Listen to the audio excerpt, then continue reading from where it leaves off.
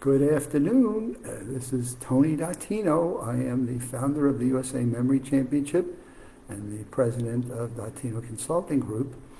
And the Friday afternoon, 5 o'clock hour timepiece, I want to go through an article that comes out of the April 2nd issue of New Scientist magazine, and it's all about the nature fix. And where does nature come in? I've been talking about this a good number of times over my live with Tony broadcasts that we've done over the past year. And it continues to be more and more research that is just talking about the benefits that nature provides to us. Now, when we are talking about nature, we not necessarily need to go run out into the woods and go live in the middle of a forest. What it's talking about is the benefits that looking at trees and plants, flowers, streams, rocks, things that are part of the birds, animals, that are part of what we would define as our environment that provides the natural items of nature that come back to us as being extremely beneficial to our mental health. And that's what has caught my interest. I know years ago, I was doing research and working in hospitals, and they found in one of the hospitals I was working at that if you put patients with their window views facing a lake and with their trees and flowers, patients took less pain medication and could get out a day sooner from whatever it was that they were hospitalized for, which caught my interest to say, wow. And then I learned, as I did work in their ED department, emergency department, that patients who had been there previously and had to come back through their ED again, all were telling their doctors that they wanted to have the lake view in their room and would want to stay in the ED until they could get a room that looked at the lake. So when people are instinctively fighting for something like that, it always tells me there's something going on up in here. And so with great interest, I come to this article in the issue of New Scientist, and I just want to read a couple of things to you. The evidence of positive effects from nature includes studies on the psychological conditions such as depression, anxiety, and mood disorders. Access to nature has been found to improve sleep and reduce stress, increase happiness, and reduce negative emotions. It promotes positive social interactions and even help generate a sense of meaning to life.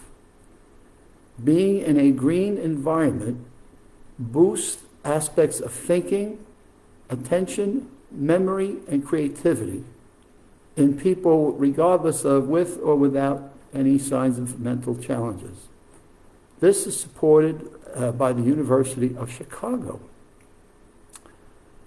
So when you think about research that is being done in the University of Chicago, I think we all know where that is, and you see research that's coming out that talks about the importance of green, right? We have this whole movement towards sustainable energy in the forest, and worry about what's happening with the Amazons as more and more of them get harvested and burnt down and what have you, and what their impacts are. Trees in neighborhoods. How many people, when you move into some of these new neighborhoods and these new communities, they want trees, they want plants, they want flowers.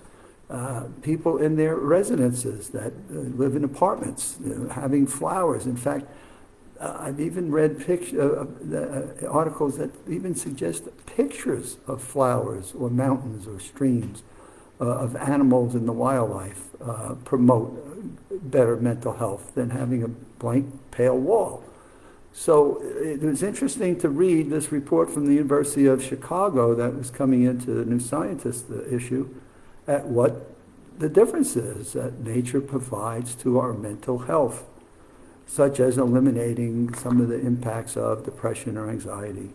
And I know I sit in for my breakfast and dinner, I sit in my backyard and I stare and look at, if I can do this real quickly, I don't know, God, in fact, right here, look at what I've got on the table here, and if you can look back out there, look back at trees, and I look at the pond that we have, and I look at, we have gators here in Florida, so there's a couple of gators that may be doing their mating season stuff out in the ponds, but I just looking at birds and listening to the birds chirping, and the chuck-whale that comes at night and makes this racket out there, which is part of the nature of nighttime for the chuck-whales. And so it's just fascinating to me. Whether that is the reason or not, the past few years have seen an explosion of research. So and I see it all the time. The research that's being done that finds concrete links between increased exposure to nature and not just improved physical health, but better mental health as well. Mental health issues are estimated to account for 1/3 of all years lived with a disability. So that is significant, 1/3 of the years with disability. So now we go through this and we say, so what do we do with nature? Since 2018, doctors have been able to prescribe nature-based activities such as bird watching, beach walks, to treat mental health conditions, as well as heart disease and diabetes. So if you step back and think in your own life, when you're in these moments of stress and anxiety, do you have a natural craving to go look at maybe a pond of water? It doesn't need to be a lake, and it doesn't have to be the ocean. Sand, to me, is one. I always know when I've had a season ticket to Disney's Blizzard Beach, and I always realize sometimes when I was in these stressful, tense, anxious moments, at a season pass, I'd wait till 4 o'clock in the afternoon. The Blizzard Beach would close by 6. And I'd just go over and sit in what I call the sand part. And I'd just make sure I had my sandals on, took my sandals off, stuck my feet in the sand, and just would reconnect with the sand and to earth. And I'd come back out of there when they closed the park down at 6 o'clock. I'd just come back down and feel like a new person, like I was ready to go out and tackle the world again.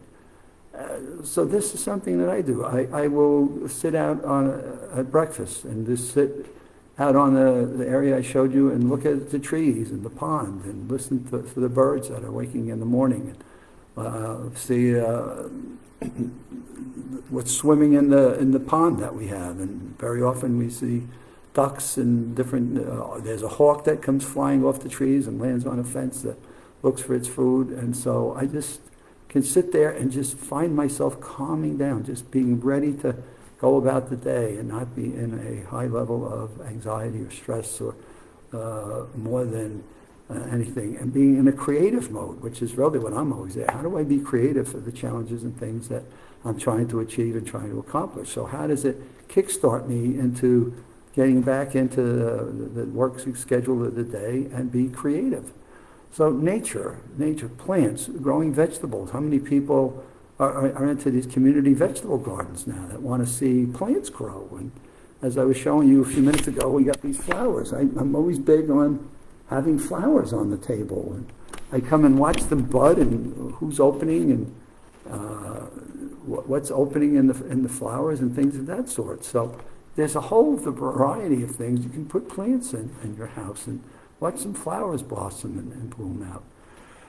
And this is the thing that we got to be careful of. And I thought this was great. People think of nature as being an amenity. All right, so what do we mean by that? So people think of it as an amenity. It's a nice to have. But what this doctor is suggesting, it's a necessity. We all need it, and we need to take it seriously. So says someone from Princeton University. Whoa. So now we got University of Chicago. I think we know where Princeton University is, suggesting that green public spaces are one of the 7 key provisional systems that we should have in cities, along with shelter and water, food, energy, sanitation. We should put nature on par with all of those other essential services based on what science is telling us as its impact it has on the social connectivity of people and how they interact with one another. And so this article went on to finish and say, okay, so what do we do about that? Well, what we really want to do is, if we can, we want to find about 120 minutes a week. Now, If you stop back and think of 120 minutes and divide it by 6, you know what? Take one day as a rest from your nature walks. Take 20 minutes, 6 days a week, and just go find something where it absorbs you back into wildlife, birds, animals, greenery, flowers, water. Looking at, you get pictures of mountains. I always look at pictures of mountains and their peaks and streams and waterfalls. Waterfalls are big for me. I'm a big waterfall. Give me a waterfall, man, I am really cooking. And what you want to do is, these are associated with good health and well-being. And they found that effective peaks are between this 120 minutes a week with people. You know what, if you go take it to 200, you don't need overindulgence. They're saying there's not a significant benefit over 200 minutes a week. You know what, I'm fine sitting on the porch for breakfast and sitting there for 20 minutes to a half hour if I do that.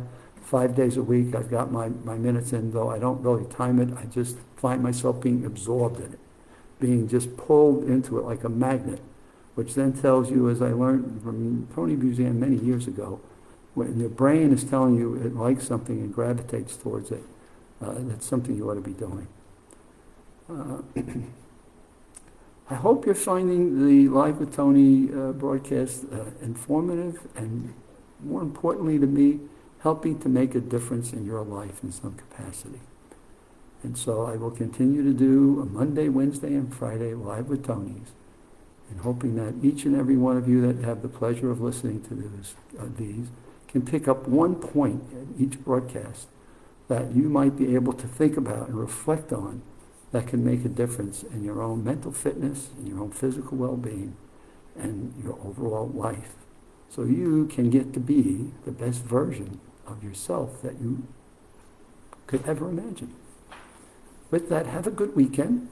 I'm going to find myself watching the Masters Golf Tournament this weekend, so I'm looking forward to that. Hoping it's close and competitive, and we'll see who wins. So enjoy your weekend, and we'll see you on Monday evening in the 5 o'clock hour.